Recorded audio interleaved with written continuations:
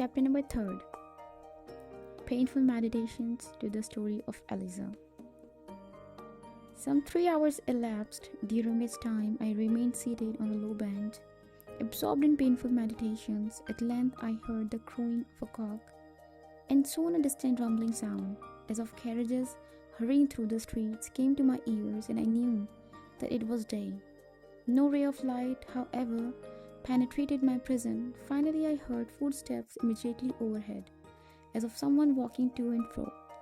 It occurred to me then that I must be in an underground apartment, and the damp, mouldy odors of the place confirmed the supposition. The noise above continued for at least an hour, when at last I heard footsteps approaching from without. A key rattled in the lock, a strong door swung back upon its hinges, admitting a flood of light, and 2 men entered and stood before me. One of them was a large, powerful man, 40 years of age, perhaps with dark, chestnut-colored hair, slightly interspersed with grey. His face was full, his complexion flush, his features grossly coarse, expressive of nothing but cruelty and cunning. He was about 5 feet 10 inches high, of full habit, and without prejudice, I must be allowed to say, was a man whose whole appearance was sinister and repugnant. His name was James H. Birch, as I learned afterwards, a well-known slave dealer in Washington, and then, or lately, connected in business as a partner with Theophilus Freeman of New Orleans. The person who accompanied him was a simple lackey, named Ebenezer Redburn, who acted merely in the capacity of trunkie. Both of these men still live in Washington, or did, at the time my return through that city from slavery in January last.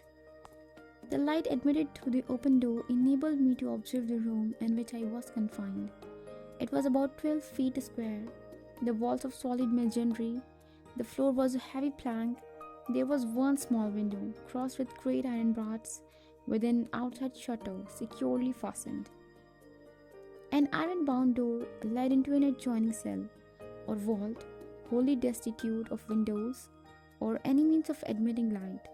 The furniture of the room in which I was consisted of the wooden bench on which I sat, an old-fashioned, dirty box stove, and besides these in either cell, there was neither bed, nor blanket, nor any other thing whatever.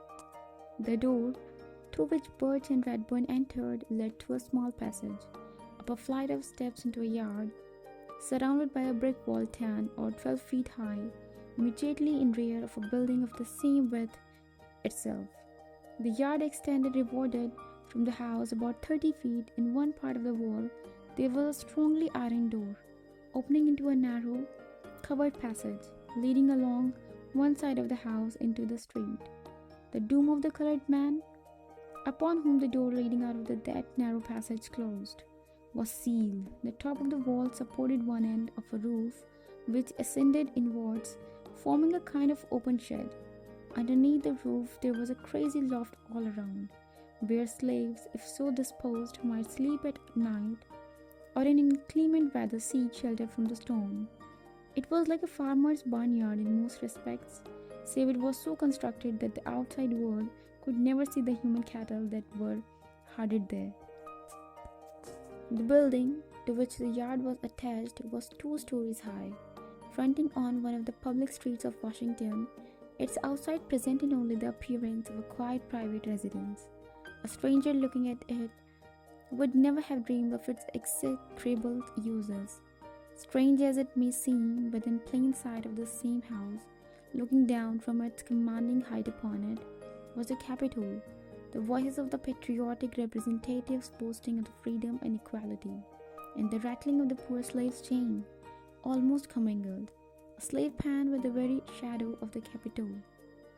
Such is a correct description, as it was in 1841, of Williams' slave pen in Washington, in one of the cellars of which I found myself so unaccountably confined. "Well, my boy, how do you feel now?" said Birch, as he entered through the open door.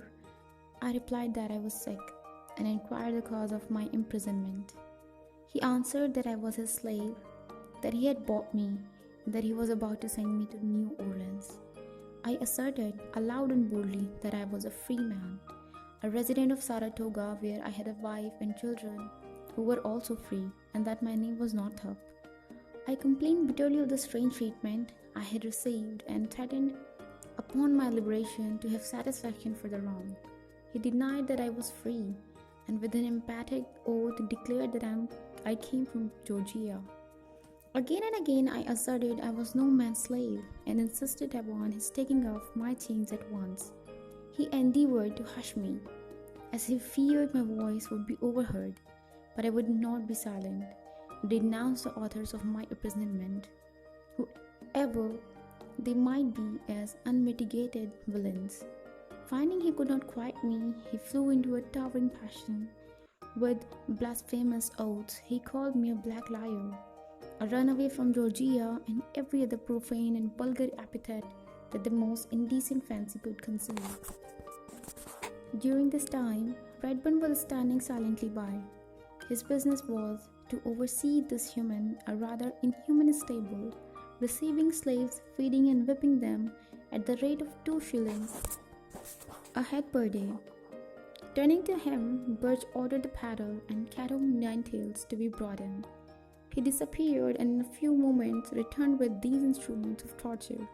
The paddle, as it is termed in slave-beating parlance, or at least the one with which I first became acquainted, and of which I now speak, was a piece of hardwood board, 18 or 20 inches long, molded to the shape of an old-fashioned pudding stick, or ordinary oar.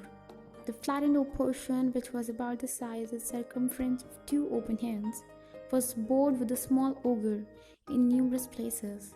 The cat was a large rope of many strands, the strands unravelled and a knot tied at the extremity of each. As soon as these formidable webs appeared, I was seized by both of them, and roughly divested of my clothing.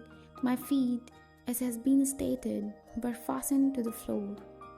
Drawing me over the bench, face downwards, Redburn places his heavy foot upon the fetters between my wrists, holding them painfully to the floor. With the paddle, Birch commenced beating me. Blow after blow was inflicted upon my naked body. When his unrelenting arm grew tired, he stopped and asked if I still insisted I was a free man. I did insist upon it, and then the blows were renewed, faster and more energetically, if possible, than before. When again tired, he would repeat the same question, and receiving the same answer, continue his cruel labor. All this time the incarnate devil was uttering most fiendish oath. At length the paddle broke, leaving the useless handle in his hand, but still I would not yield. All his brutal blows could not force from my lips the full lie that I was a slave. Casting madly on the floor the handle of the broken paddle, he seized the rope. This was far more painful than the other. I struggled with all my power, but it was in vain. I prayed for mercy, but my prayer was only answered with imprecations with the stripes. I thought I must die beneath the lashes of the accursed brute. Even now the flesh crawls upon my bones. As I recall the scene, I was all on fire. My sufferings I can compare to nothing else than the burning agonies of hell. At last, I became silent to his repeated questions. I would make no reply. In fact, I was becoming almost unable to speak. Still he plied the lash without stint upon my poor body, until it seemed that the lacerated flesh was stripped from my bones at every stroke. A man with a particle of mercy in his soul wouldn't have beaten even a dog so cruelly. At length Redburn said that it was useless to whip me any more, that I would be sore enough. Thereupon Birch desisted, saying, with an admonitory shake of his fist in my face, and hissing the words through his firm-set teeth, that if I ever dared to utter again that I was entitled to my freedom, that I had been kidnapped, or anything whatever of the kind, the castigation I had just received was nothing in comparison with what would follow. He swore that he would either conquer or kill me. With these consolatory words, the fetters were taken from my wrist, my feet still remaining fastened to the ring. The shutter of the little billiard window, which had been opened, was again closed, and going out, Looking the great door behind them, I was left in darkness as before.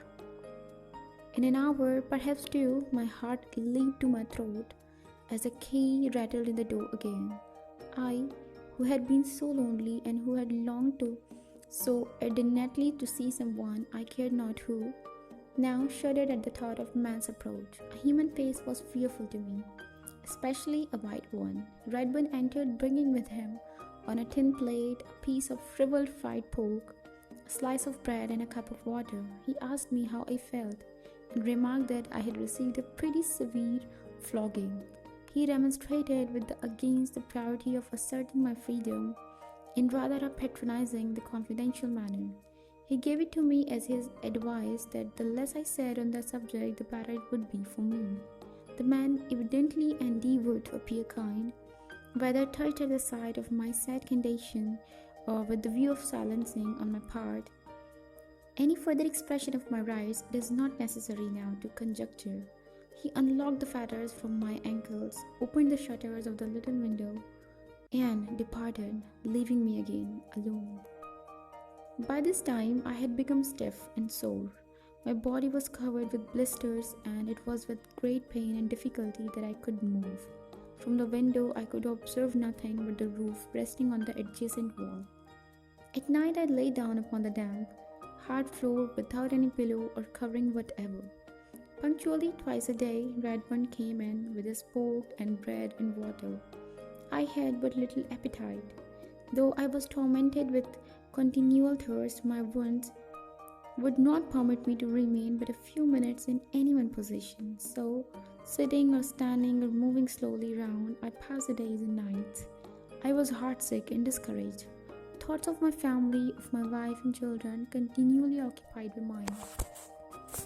When sleep overpowered me, I dreamed of them, dreamed I was again in Saratoga, that I could see their faces and hear their voice calling me, awakening from the pleasant phantasms of sleep to the bitter realities around me. I could but groan and weep. Still my spirit was not broken. I indulged the anticipation of escape, and that speedily it was impossible. I reasoned that man could be so unjust as to detain me as a slave when the truth of my case was known. But ascertaining I was no runaway from Georgia, would certainly let me go. Those suspicions of Brown and Hamilton were not unfrequent. I could not reconcile myself to the idea that they were instrumental to my imprisonment. Surely they would seek me out, they would deliver me from thraldom. Alas, I had not then learned the matter of men's inhumanity to men, nor to what limitless extent of wickedness he will go for the love of gain. In the course of several days, the outer door was thrown open, allowing me the liberty of the yard. There I found 3 slaves, one of them a lad of 10 years, the others young men of about 20 and 25. I was not long in forming an acquaintance and learning their names and the particulars of their history. The eldest was a colored man named Clemens Ray. He had lived in Washington, had driven a hack, and worked in a livery stable there for a long time. He was very intelligent and fully comprehended his situation. The thought of going south overwhelmed him with grief. Birch had purchased him a few days before and had placed him there until such time as he was ready to send him to the New Orleans market. From him, I learned for the first time that I was in William's slave pen, a place I had never heard of previously. He described to me the user for which it was designed. I repeated to him the particulars of my unhappy story, but he could only give me the consolation of his sympathy. He also advised me to be silent henceforth on the subject of my freedom. For knowing the character of Birch, he assured me that it would only be attended with renewed whipping. The next eldest was named John Williams. He was raised in Virginia, not far from Washington. Birch had taken him in payment of a debt, and he constantly entertained the hope that his master would redeem him, a hope that was subsequently realized. The lad was a sprightly child that answered to the name of Randall. Most of the time he was playing about the yard, but occasionally would cry, calling for his mother and wondering when she would come. His mother's absence seemed to be the great and only grief in his little heart. He was too young to realize his condition, and when the memory of his mother was not in his mind, he amused us with his pleasant pranks. At night, Ray, Williams, and the boy slept in the loft of the shed while I was locked in the cell. Finally, we were each provided with blankets, such as are used upon horses, the only bedding I was allowed to have for 12 years afterwards. Ray and Williams asked me many questions about New York, how colored people were treated there, how they could have homes and families of their own, with none to disturb and oppress them, and Ray especially sighed continually for freedom. Such conversations, however, were not in the hearing of birds or the keeper Radburn. Aspirations such as these would have brought down the lash upon our backs. It is necessary in this narrative in order to represent a full and truthful statement of all the principal events in the history of my life, and to portray this institution of slavery as I have seen and known it, to speak of well-known places, and of many persons who are yet living. I am, and always was, an entire stranger in Washington and its vicinity. Aside from Burt and Radburn, knowing no man there, except as I have heard of them through my enslaved companions. What I am about to say, if false, can be easily contradicted. I remained in William's slave pen about 2 weeks. The night previous to my departure, a woman was brought in, weeping bitterly and leading by the hand a little child. They were Randall's mother and half-sister. On meeting them, he was overjoyed, clinging to her dress, kissing the child, and exhibiting every demonstration of delight. The mother also clasped him in her arms, embraced him tenderly, and gazed at him fondly through her tears, calling him by many an endearing name. Emily, the child, was 7 or 8 years old, of light complexion and with a face of admirable beauty. Her hair fell in curls around her neck, while the style and richness of her dress and the neatness of her whole appearance indicated she had been brought up in the midst of wealth. She was a sweet child indeed. The woman also arrayed in silk, with rings upon her fingers and golden ornaments suspended from her ears. Her air manners and correctness and propriety of her language all showed evidently that she had sometimes stood above the common level of a slave. She seemed to be amazed at finding herself in such a place as that. It was plainly a sudden and unexpected turn of fortune that had brought her there. Filling the air with her complainings, she was hustled, with the children and myself, into the cell. Language can convey but an inadequate impression of the lamentation to which she gave incessant utterance. Throwing herself upon the floor and encircling the children in her arms, she poured forth such touching words as only maternal love and kindness can suggest. They nestled closely to her as if there only was there any safety or protection. At last they slept, their heads resting upon her lap. While they slumbered, she smoothed the hair back from their little foreheads and talked to them all night long. She called them her darlings, her sweet babes, poor innocent things that knew not the misery they were destined to endure. Soon they would have no mother to comfort them. They would be taken from her. What would become of them? Oh, she could not live away from her little Amy and her dear boy. They had always been good children and had such loving ways. It would break her heart. God knew, she said, if they were taken from her, and yet she knew they meant to sell them, and maybe they would be separated and could never see each other anymore. It was enough to melt a heart of stone to listen to the pitiful expressions of that desolate and distracted mother.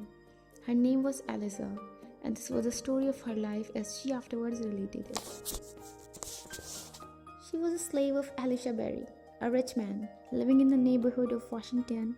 She was born, I think she said, on his plantation, years before he had fallen into dissipated habits and quarreled with his wife. In fact, soon after the birth of Randall, they separated. Leaving his wife and daughter in the house they had always occupied, he erected a new one nearby, on the estate. Into this house is brought Eliza, and, on condition of her living with him, she and her children were to be emancipated. She resided with him day and 9 years, with servants to attend upon her and provided with every comfort and luxury of life. Emily was his child, finally her young mistress, who had always remained with her mother at the homestead. Married to Mr. Jacob Brooks, at length for some cause, as I gathered from her relation, beyond Barry's control, a division of his property was made. She and her children fell to the share of Mr. Brooks. During the 9 years she had lived with Barry, in consequence of the position she was compelled to occupy, she and Emily had become the object of Mr. Barry and her daughter's hatred and dislikes. Barry himself she represented as a man of naturally a kind heart, who always promised her that she should have her freedom, and who, she had no doubt, would grant it to her then, if it were only in his power. As soon as they thus come into the possession and control of the daughter, it became very manifest they would not live long together. The sight of Eliza seemed to be odious to Mr. Brooks, neither could she bear to look upon the child, half sister and beautiful as she was. The day she was led into the pen, Brooks had brought her from the estate into the city, under pretense that the time had come when her free papers were to be executed. In fulfillment of her master's promise, elated at the prospect of immediate liberty, she decked herself and little Emily in their best apparel, and accompanied him with a joyful heart. In their arrival in the city, instead of being baptized into the family of free men, she was delivered to the trader birds. The paper that was executed was a bill of sale. The hope of years was blasted in a moment. From the height of most exulting happiness to the utmost depth of the wretchedness, she had that day descended. No wonder that she wept and filled the pan with wailings and expressions of heart-rending woe. Eliza is now dead. Far up the Red River, where it pours its waters sluggishly through the unhealthy low lands of Louisiana, she rests in the grave at last, the only resting place of the poor slave. How all her fears were realized, how she mourned day and night and never would be comforted. How, as she predicted, her heart did indeed break, where the burden of maternal sorrow will be seen as the narrative proceeds.